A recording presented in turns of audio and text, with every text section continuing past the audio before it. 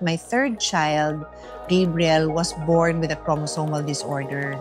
My son Gabriel fought for his life and he lived for 9 months. It's not a life that I wish for anyone to go through. I've used those experiences to make the laws that I have worked on over the years. Hi, this is Pia Cayetano. Welcome to my podcast, My Daily Race.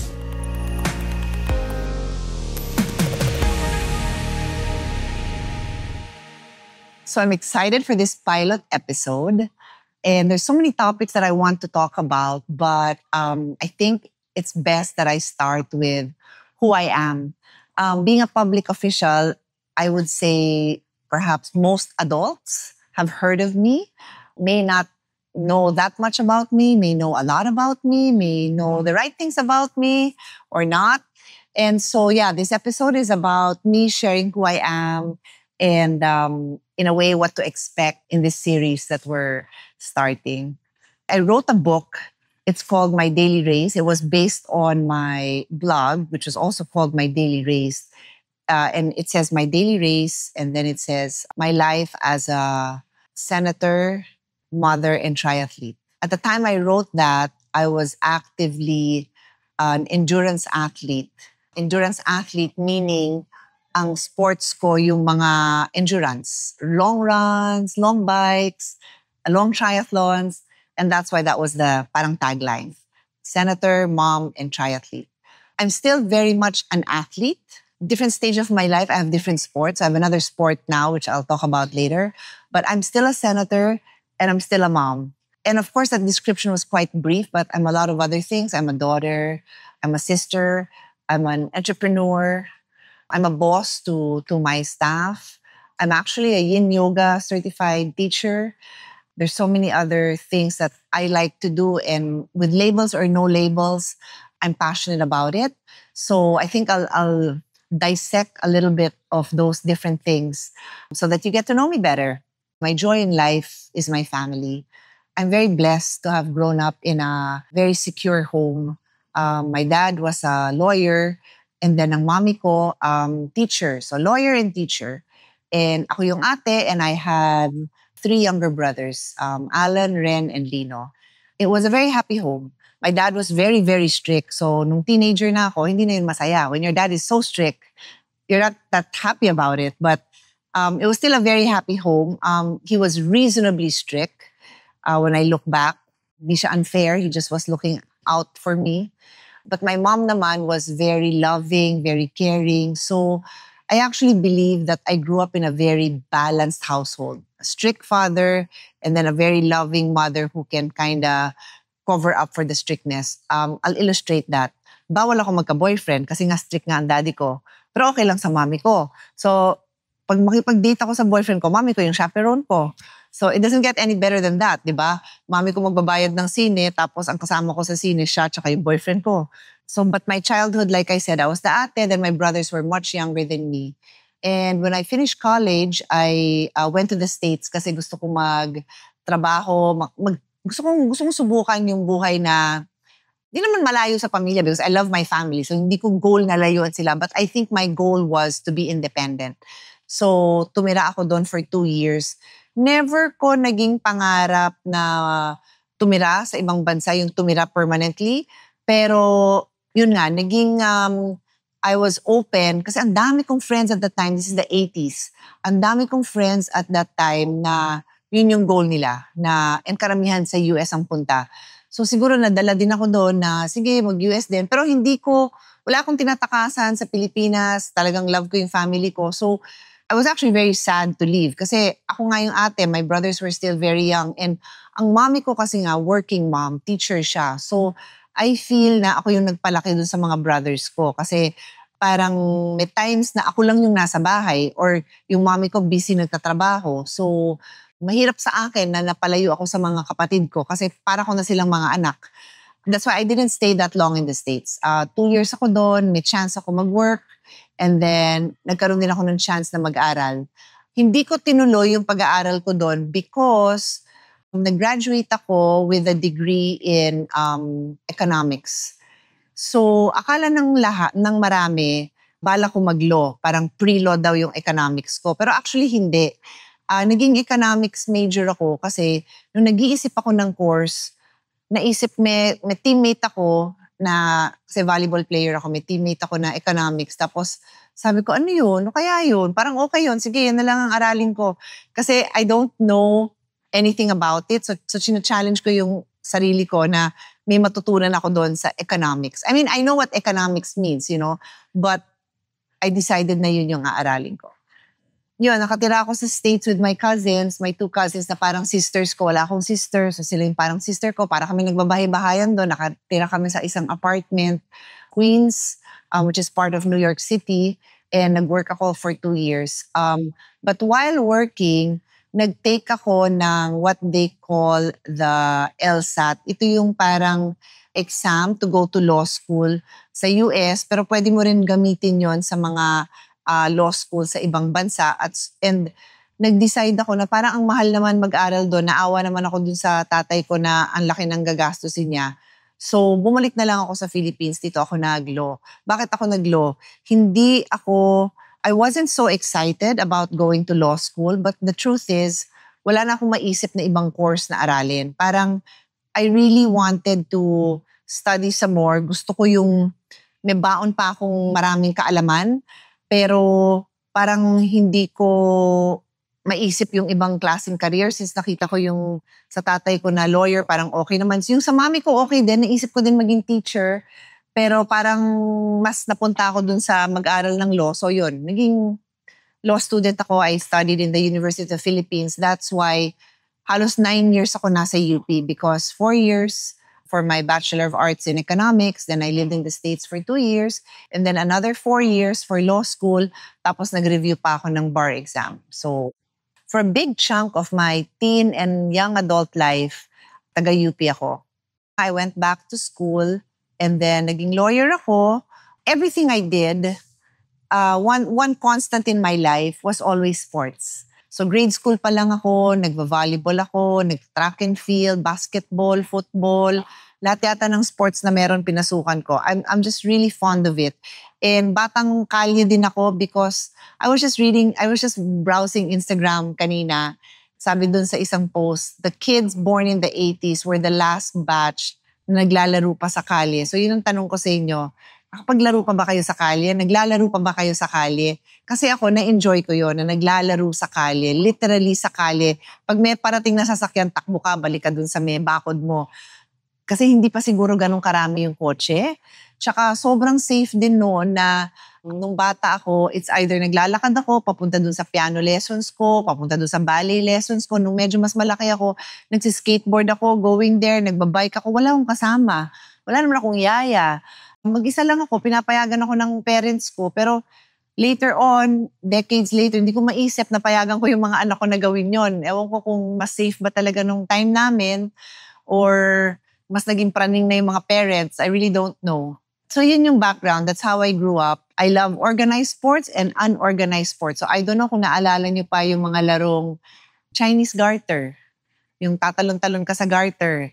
Tapos jackstone. Lahat ng batang babae, kami, may jackstones kami sa bulsa namin. So makikipaglaro ka, laro ka dito, nanalo ka na, ayaw ka ng kalaruin, dahil lagi kang panalo, hanap ka naman ng ibang kalaro, may jackstones ka sa bulsa mo.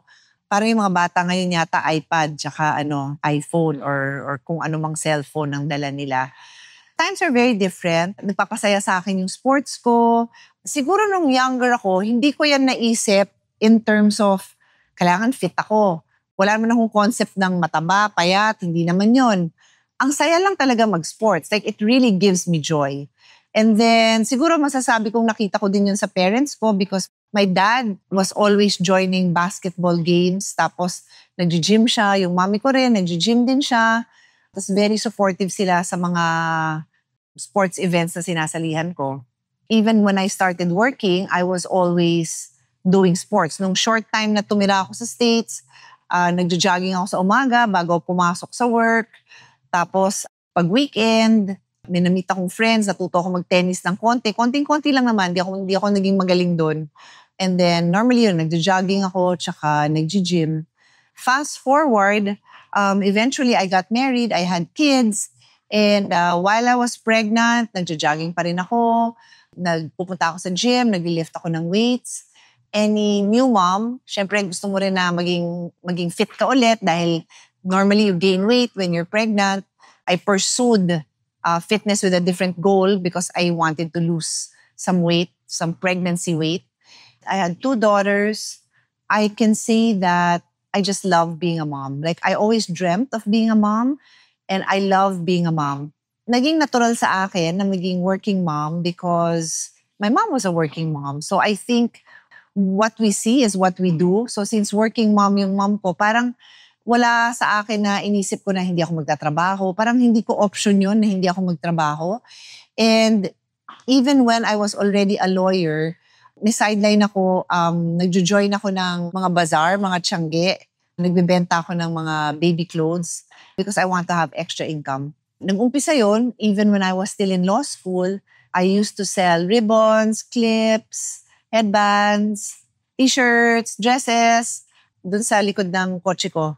Yung isa kong best friend, nagpatulong siya sa akin magbenta ng mga t-shirt.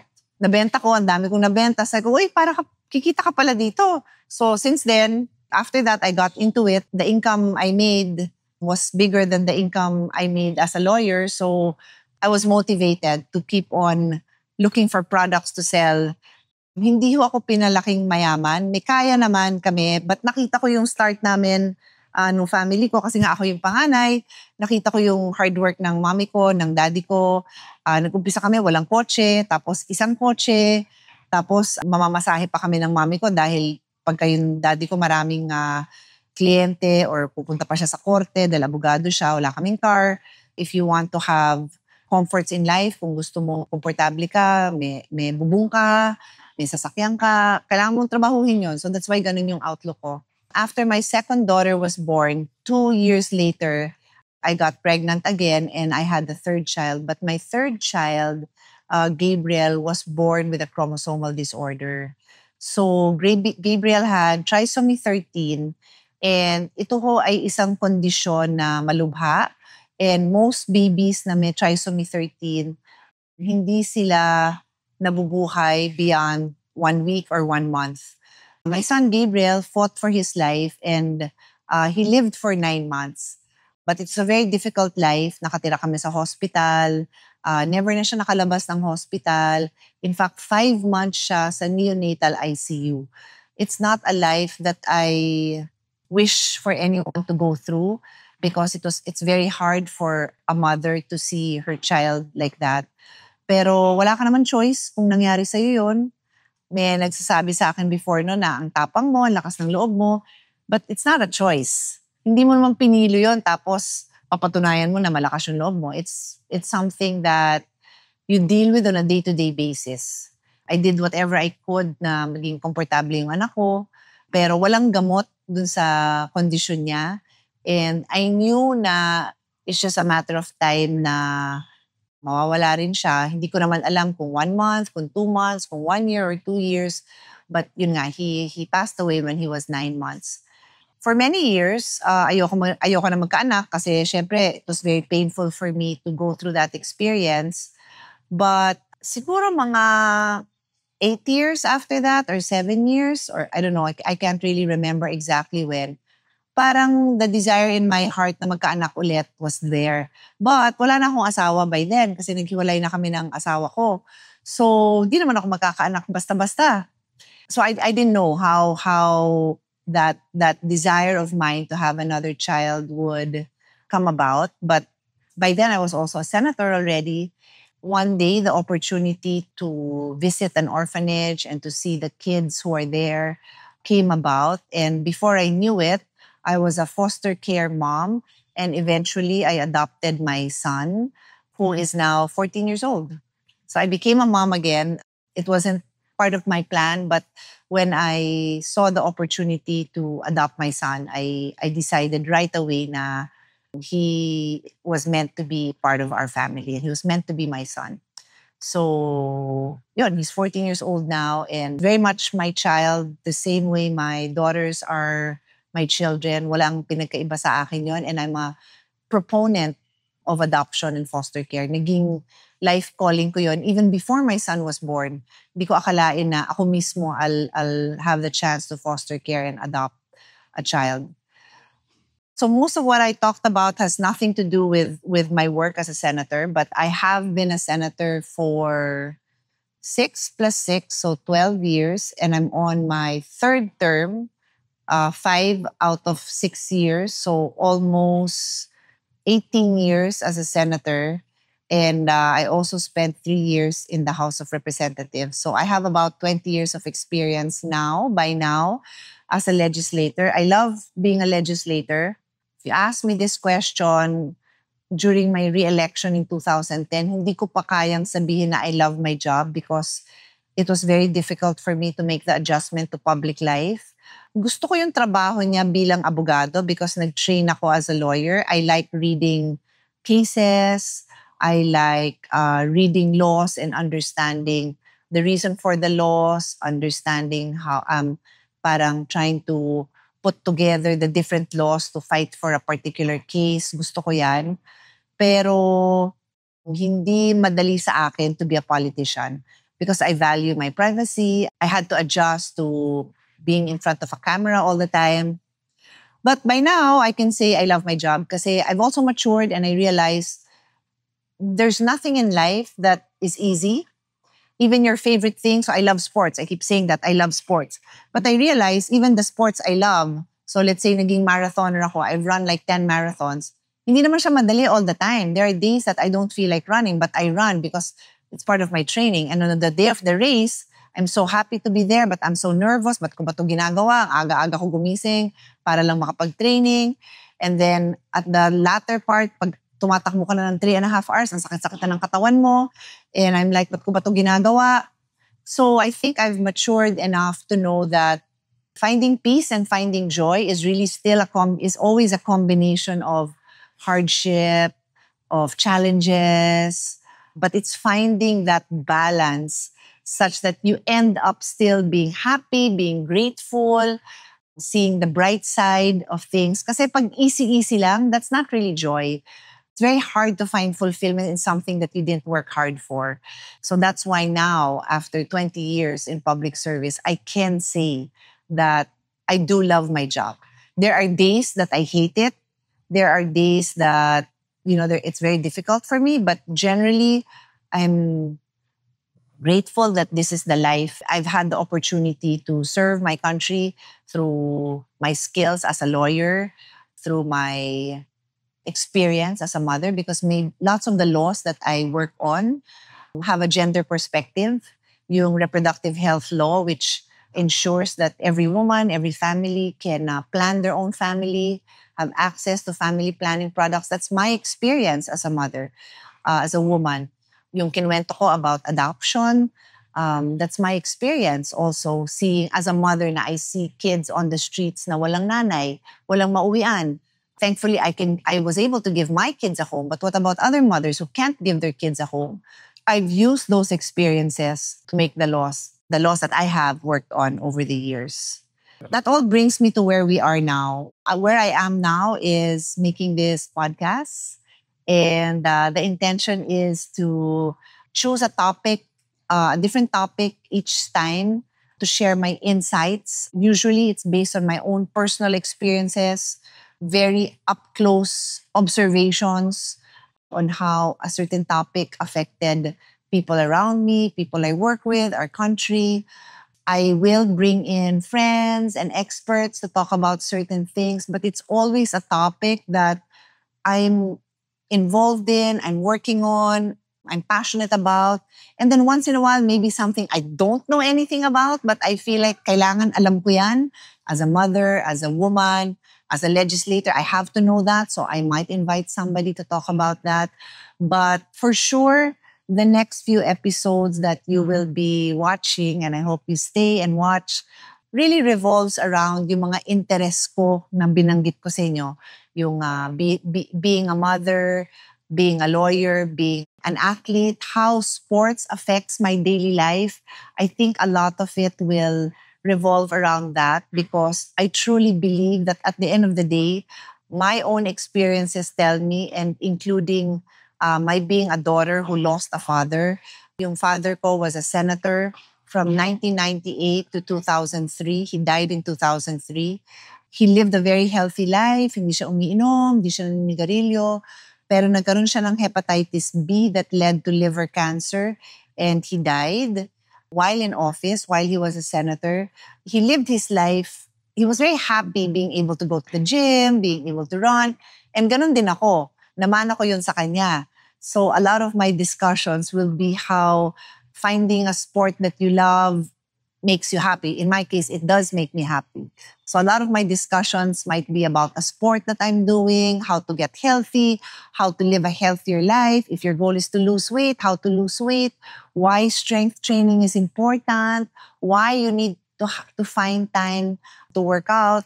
So you will conclude that in all aspects of my life, sports plays an important part of it. I've been blessed to discover different sports during different times of my life. So now my sport is paddle. We're actually in my paddle club. It's the sport that I'm passionate about, that I enjoy. I enjoy it. I play it so often. I train for it. I strive to be a better player. My daughters play it. My son plays it. I love the people I meet through sports. Speaking of people, I surround myself with people who inspire me and or who help me achieve my goals.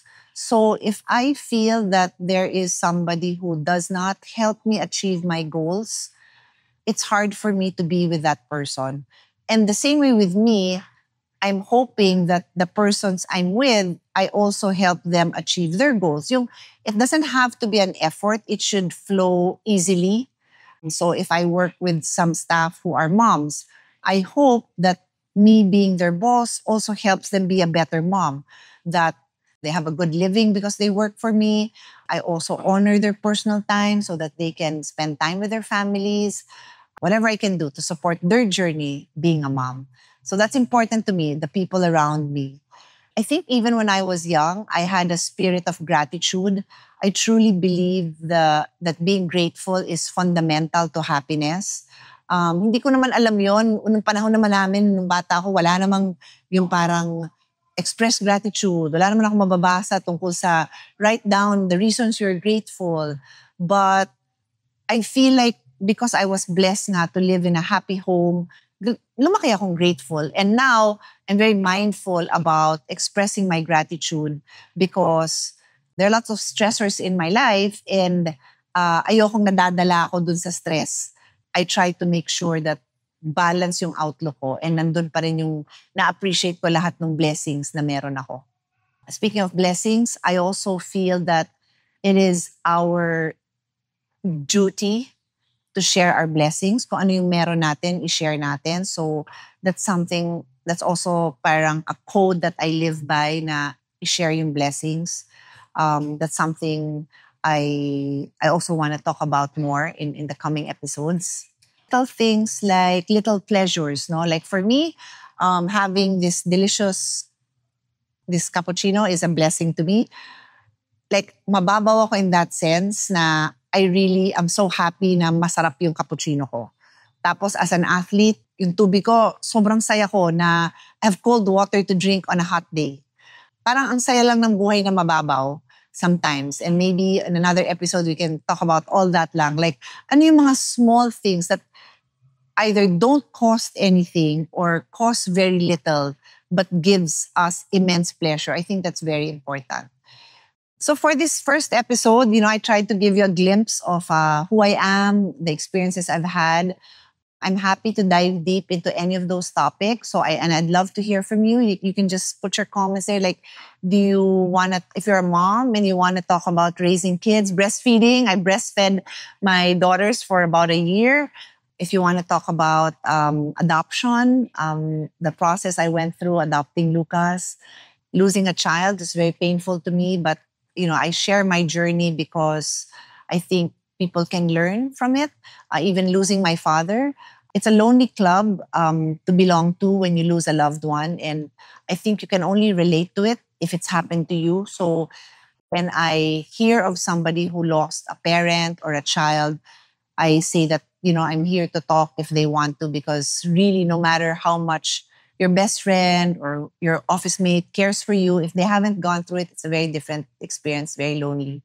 Being a lawyer, what it took to go to law school, what it takes to be a runner, how to start running. Happy to talk about that. What's the best sport around?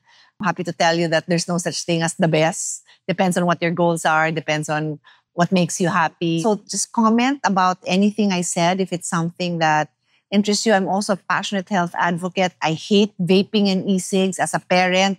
If you're a young parent, I'm happy to share with you my tips on, ano yung mga firm nose, ano yung soft nose.